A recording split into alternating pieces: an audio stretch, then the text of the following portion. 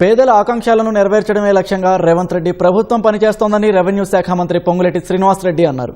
భద్రాద్రి కొత్తగూడెం జిల్లా అశ్వరావుపేట, దమ్మపేట మండలాల్లో అభివృద్ధి పనులను ప్రారంభించారు. దమ్మపేట మండలంలో ఇందిరమ్మ గృహాలను ప్రారంభించారు. అనంతరం అశ్వరావుపేటలో 200 కోట్లతో నిర్మించిన తలపెట్టిన ఇంటిగ్రేటెడ్ స్కూల్ నిర్మాణ పనులకు శంకుస్థాపన చేశారు. పార్టీలను చూడకుండా ఇందిరమ్మ ఇళ్లను కేటాయిస్తున్నామని పొంగులేటి శ్రీనివాసరెడ్డి తెలిపారు.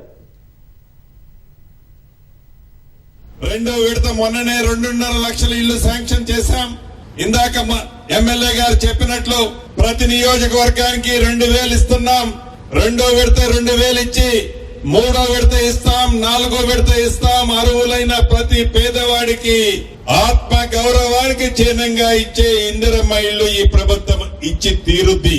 పింక్ కలర్ వేసుకున్న వాళ్ళకే ఇస్తామని చెప్పకుండా, పేదవాడు అయ్యుంటే చాలు, నీది ఏ కులమని అడగల, నీది ఏ మతమని అడగల, చివరికి నీకు ఇల్లిస్తే నాకు ఓటేస్తామని కూడా అడగకుండా ఇల్లిచ్చి ఆ పేదవాడి గుండెల్లో మంచి చేసిన వాళ్ళని మర్చిపోరనే పూర్తి నమ్మకము, విశ్వాసం ఈ ప్రభుత్వానికి ఉంది.